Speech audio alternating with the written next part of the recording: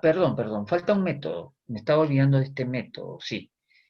Recuerda que te dije hace un momento de que hoy en día se consideran básicamente dos enfoques diferentes por la importancia que tienen para la realidad socioeconómica que vivimos, ¿no? Sí, ahí está, ¿no? Me estaba refiriendo pues a la escuela o enfoque neoclásico y al enfoque socialista. Entonces, estos métodos inductivo-deductivos son propios del enfoque neoclásico, ¿no? Los socialistas también manejan su propio método, que dicho sea de paso, ¿no? Valgan verdades, jóvenes, este, no es un método económico, es un método filosófico. Bueno, dice acá método dialéctico, conocido también como método de la tríada. Fue creado por Hegel y aplicado, bueno, un filósofo del siglo XIX, ¿ya? Y aplicado a la materia económica por Marx en colaboración con Engels. Bueno, ya, pero ¿en qué consiste el método dialéctico? El método dialéctico es el estudio de la realidad, pero basándonos en las contradicciones que presentan los hechos. ¿Ya? Ojo con ello. ¿Está bien? Contradicciones. Se le llama método de la triada porque justamente tiene tres partes, que son la tesis, la antitesis y la síntesis. ¿Ok? Y aquí podríamos entenderlo de esta forma. La tesis es, ¿no? Una afirmación inicial que se hace, ya, o sea, es la formulación de un planteamiento primario. La antítesis vendría a ser la negación de ese planteamiento, la contradicción propiamente de la tesis. Y producto de ambos se puede llegar a un punto intermedio, vamos a decirlo de esa manera, a un punto ecléctico que está representado por la síntesis, ¿no? La síntesis a su vez es la contradicción o negación de lo anterior, de la antítesis. La síntesis representa una conclusión de todo esto. Y acá te hemos puesto, claro, esto es un ejemplo de que nos ofrece la naturaleza, ¿no? Pero que nos puede ayudar a comprender de alguna forma lo que es el método dialéctico. La tesis sería plantar una semilla, ¿no? ¿Ok? Ahora, cuando esa semilla genera la aparición de una plantita, después de haber sido abonada a la tierra, regada, qué sé yo, entonces esa plantita ya viene a ser la antítesis de la semilla, ¿no? ¿Ok? Y como todo está según Hegel, en un constante devenir, resultado de contradicciones, entonces la síntesis estaría representado por propiamente pues el fruto, ¿no? El fruto de esa planta. ¿Ok? Y ahí se va a regresar pues a una tesis inicial, ¿no? Pues, continuaremos con una antitesis o antítesis y luego vendrá una síntesis. Esto para los socialistas se aplica en cualquier aspecto de la realidad, ¿no? Por ejemplo, tú en este momento eres un o una estudiante preuniversitaria, esa es tu tesis. Cuando logres ingresar a la universidad, ya pues eso representará una antitesis o antítesis. Y cuando concluyas tu carrera universitaria, ya seas un profesional o una profesional, eso representará la síntesis, ¿no? ¿Te das cuenta? O sea, todo está en una constante dialéctica. Bien, hemos terminado la parte de los métodos y ya vamos a la parte final, que es la división de la economía. ¿Ok? Esto es un esquema, ¿no? Un cuadro sinóptico donde ustedes están viendo que la economía se divide en dos campos, positiva y normativa. Dentro de la positiva tenemos la economía descriptiva y la teoría económica, que a su vez comprende dos subramas, la micro y la macroeconomía, y la economía normativa, pues que se va a aplicar, porque ya esto viene a ser ya la parte aplicativa de la ciencia económica, se va a aplicar pues a la realidad a través de la política económica. A ver, hablemos un poco, ¿no? Bueno, acá tenemos las ramas, ¿no? Las dos ramas o los dos campos que componen a la economía, o bueno, el enfoque, la economía positiva y la economía normativa, o enfoque positivo y enfoque normativo. La diferencia está en que Ojo, la economía positiva o el enfoque positivo te dice las cosas como son, ¿ya? Cosa que no sucede en el enfoque normativo que te dice cómo deberían ser las cosas. Dicho de otra forma, la economía positiva, ¿no? Es objetiva, o sea, enumera los hechos tal cual pasan en la realidad, los hechos económicos. Y nos da una explicación, pues, como dice aquí, científica, objetiva. Es como tomar una foto, ¿no? Como tomar una foto de un determinado objeto, ¿ya? En cambio, la economía normativa es subjetiva. La economía normativa sería, pues, usando la analogía de la foto, que tú ya la retoques, le apliques, pues, un programa de diseño, cambies algunas cosas, ya. Eso ya, eso sería eh, el equivalente a la economía normativa, porque en la economía normativa, ojo, se toman en cuenta juicios de valor, o sea, apreciaciones, comentarios y opiniones personales, ¿ya? Son dos campos totalmente distintos, diferentes, ¿ya? Ojo con ello. Bien, ahora, dentro de la economía positiva, pues ya lo habíamos dicho, tenemos la economía descriptiva, que básicamente se encarga de esto de aquí, lo que es la recolección de información. ¿Ok? ¿Ya? La economía descriptiva lo que hace es juntar datos, ¿no? Por ejemplo, cuando se hacen los censos, ojo, saben lo que es un censo, ¿verdad? Ya, pues, ¿no? Debes haber estado presente cuando han censado tu casa.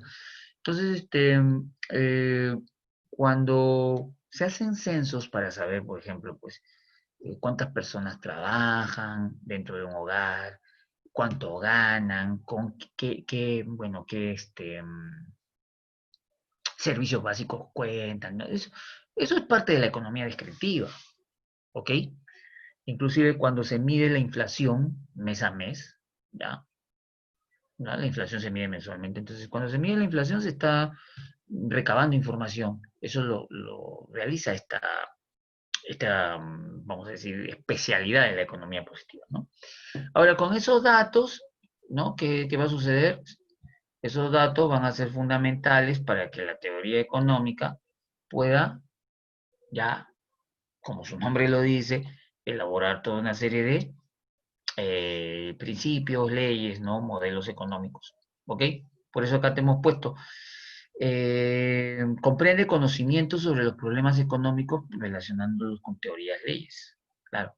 Pero en palabras más fáciles, ¿no? La economía descriptiva le brinda insumos a la teoría económica.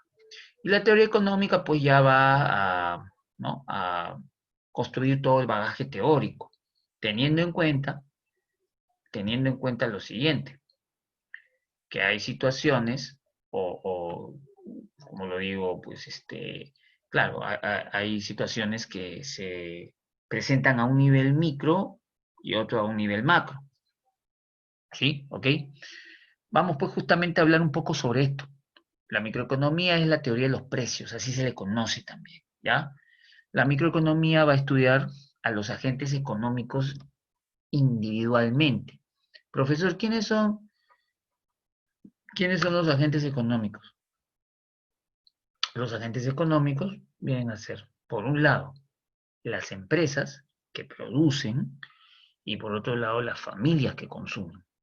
Entonces, y no hay que olvidarnos algo muy importante, que tanto las empresas como las familias se van a encontrar en una serie de mercados. O sea, va a haber un encuentro entre ambos agentes por medio de los mercados. Entonces, la microeconomía apunta a eso, apunta a estudiar, pues, ¿no? Por ejemplo, cuánto puede, invertir una empresa X en producir un determinado bien o servicio, cuánto gastan las familias de Lima Metropolitana, pues de repente, o de una región en particular, en una canasta básica familiar, ¿ya? ¿Ok? Esto fue planteado por la escuela neoclásica. De hecho, se considera como el padre de la microeconomía al economista Alfred Marshall, ¿ya? ¿Ok? Y eh, ujú.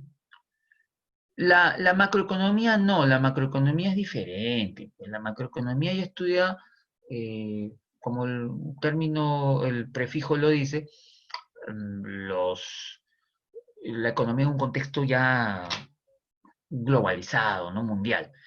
Se le llama también teoría de los agregados económicos, estudia el comportamiento global de los agentes económicos. ¿No? Bueno, el padre de la macroeconomía fue el economista inglés, el economista John Maynard Keynes, ¿no? Y como ejemplo de lo que hace la macroeconomía, podemos citar, pues, ¿no? El estudio de qué, el estudio de fenómenos, los fenómenos inflacionarios, las crisis económicas, eh, lo que vienen a ser los agregados económicos de un país, pues entiéndase, pues, por ejemplo, calcular el Producto Bruto Interno, calcula el ingreso per cápita, ¿no? De los habitantes de ese país, estudia el desempleo, entre otros, el comercio internacional, ¿no? Entre otros tópicos que son de su interés, ¿no? Y ya para terminar, lo que es la teoría, tenemos pues ya la economía normativa, y la economía normativa, habíamos mencionado pues que viene a ser la parte aplicativa, ¿ya? A ver, vamos en orden. La economía normativa tiene esa denominación porque se encarga de normar, pues, las actividades económicas de un Estado, ¿no? Entonces acá justamente te hemos puesto ello, ¿no? De acuerdo a leyes o principios se elaboran modelos teóricos o ideales, ¿no? Pero a través de los cuales se puedan resolver los problemas económicos, ¿no? Por eso habíamos dicho, pues, hace un rato que te dice cómo debería ser, ¿no? Cómo debería ser la economía, la situación económica de un país. Eh, Tomando en cuenta juicios de valor, ¿ya? ¿Ok? O sea, una cosa, a ver, para que me entiendas, ¿ah? Una cosa es que, digamos, el, el, bueno, este, el valor de una UIT para este año se ha incrementado, ¿no? Se ha incrementado y bueno, 4.400 soles, ¿no? Por decir. Y otra cosa distinta es que, digamos, o que un economista diga, pues, o el ministro de Economía diga, considero que el valor de una UIT debería, debería bajar para que no afecte la economía de las familias peruanas. ¿Te das cuenta? O sea, hay una diferencia entre cada uno de los enunciados que he mencionado, ¿no? Porque el segundo representa un juicio de valor que está dentro de lo que es este campo de la economía normativa. Y, profe, ¿cómo va a resolver los problemas económicos la economía normativa? Por medio de la política económica, pues, que son todas las reglas, normas que aplica el gobierno de un país, ¿no? Acá justamente tú estás viendo los objetivos en esta imagen, ¿no? Los objetivos que se persiguen dentro de la política económica, ¿no?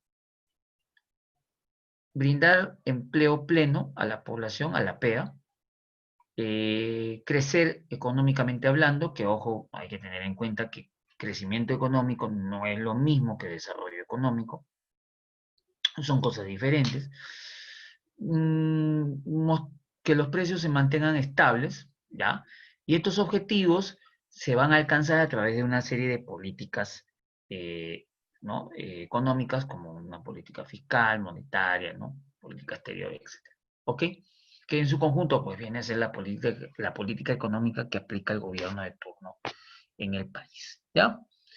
Bien, ha sido la teoría, y no sé si hay alguien que te quiera formular alguna pregunta, por favor, para pasar a... Nos quedan unos minutos y podemos, creo yo, resolver algunas preguntas.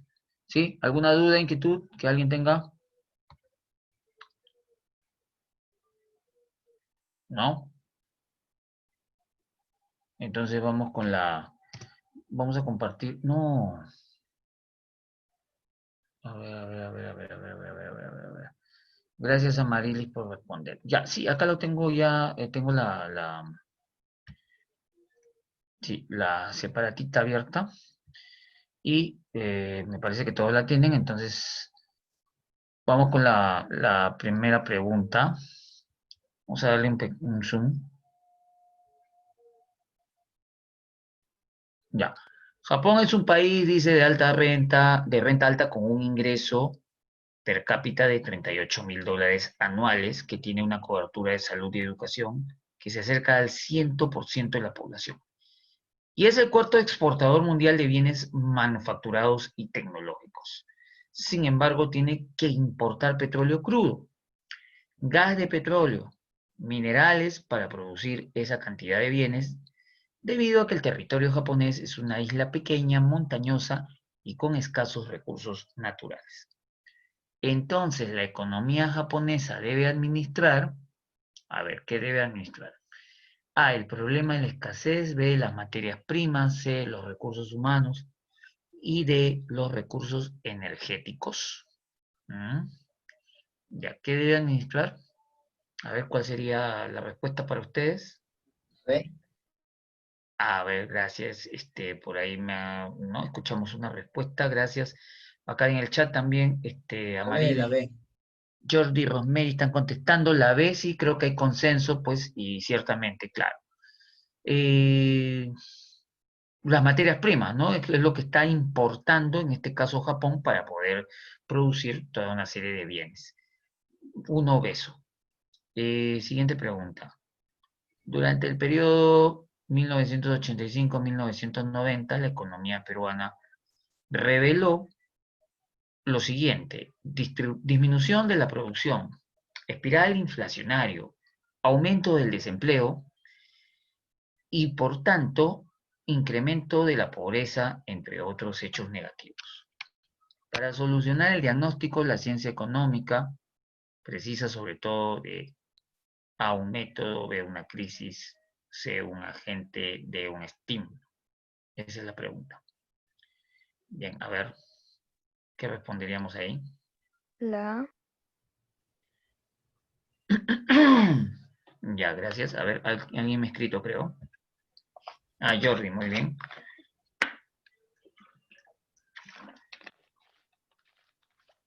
Oliver también está aportando la clase, nos dice que es la A. Correcto, claro.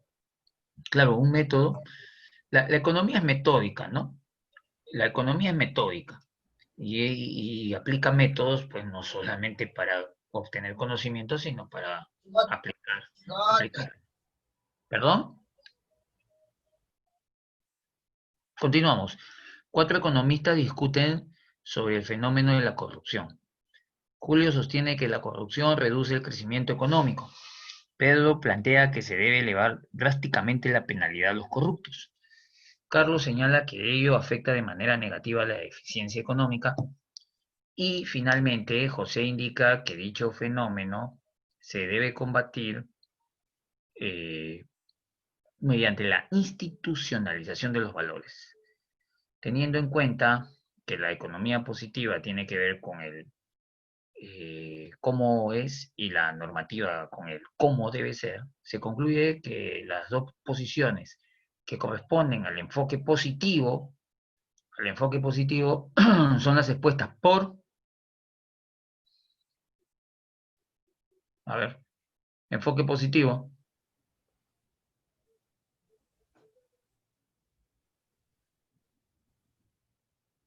¿La B? La B dices tú. Bien, ¿nadie más? A ver, ¿qué nos han puesto? La C dice Oliver. ¿Qué me piden? Enfoque positivo. Y el enfoque positivo, recuerda tú, el enfoque positivo es ¿qué cosa?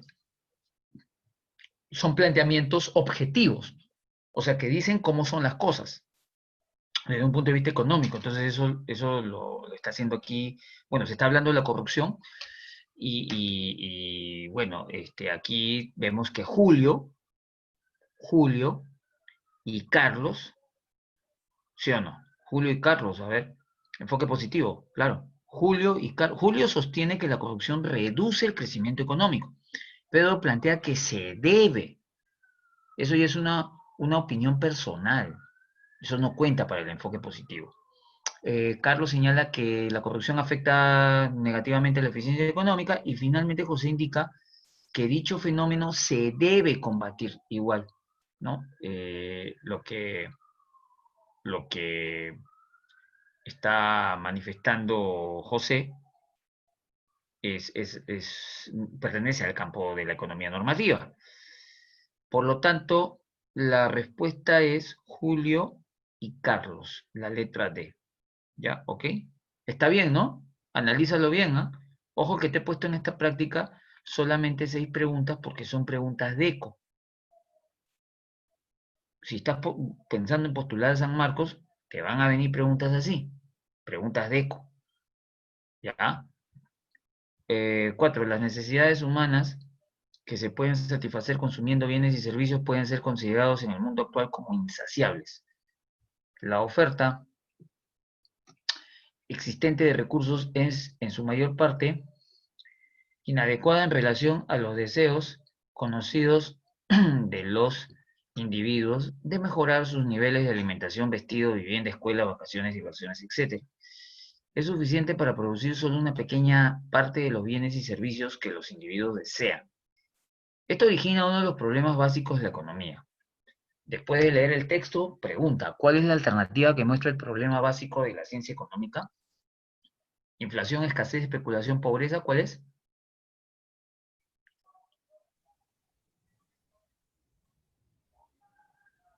¿Va a usar su micro alumno Terán? Me pareció. La B. La B, ya. Y justamente aquí también la señorita Tenor nos responde que es la B. Correcto, claro, el problema básico de la economía lo representa la escasez, que ya dijimos se da porque las necesidades superan ampliamente a, ¿quién? A los recursos, ¿no? En cantidad. Camila es una estudiante que constantemente observa noticias económicas en el periódico. Ella, al ver el siguiente cuadro, concluye que pertenece al campo denominado. ¿A qué campo de la economía? Bueno, hay un cuadrito ahí que nos habla de qué? De la balanza comercial, ¿ya? O sea, la diferencia entre exportaciones e importaciones, a través de 7 años, ¿no? 8. 1, 2, 3. Descriptiva, la A. Claro, pues, claro, claro, es la A. Muy bien, Jordi, muy bien. Muy bien también al alumno que usó su micrófono. Felicitaciones. Claro, esos son datos estadísticos nada más, ¿no? Es economía descriptiva. Bien, y la última pregunta, en una empresa textil ubicada en el distrito de Ate, un ingeniero está diseñando un artefacto que le permita incrementar la productividad en la elaboración de la ropa, pues si funciona, se reducirá el tiempo de fabricación y también disminuirá la pérdida material en el proceso. Pregunta, ¿a qué pregunta trata de responder el ingeniero? ¿Dónde producir? ¿Para quién producir? ¿Qué producir? ¿O cómo producir? ¿Y bien?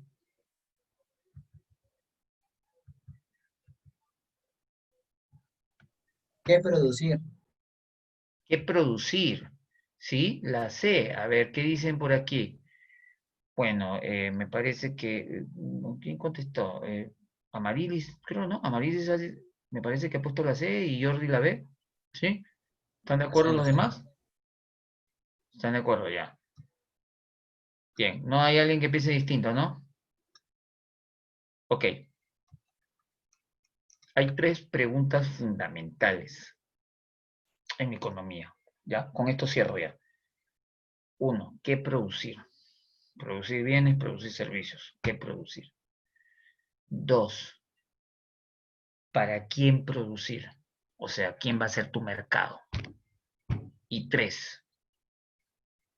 ¿Cómo producir? Eso ya implica qué tecnología vamos a usar, ¿no? ¿Qué actividad económica nos vamos a dedicar Entonces, no es ni la B ni la C, es la D propiamente acá. La D, porque te está hablando del diseño de una máquina nueva, ¿no? Que reduzca gastos. ¿Cómo producir ese bien o servicio? Ya, ojo, revísalo nuevamente. Y bueno, hemos terminado, pues entonces, ¿no? La teoría y la práctica. Les agradezco a todos ustedes por haberse conectado y sobre todo, pues a la gente que ha estado muy participativa el día de hoy. Sigan así y ojalá que los demás estudiantes se contagien de ese, ¿no? De esa motivación.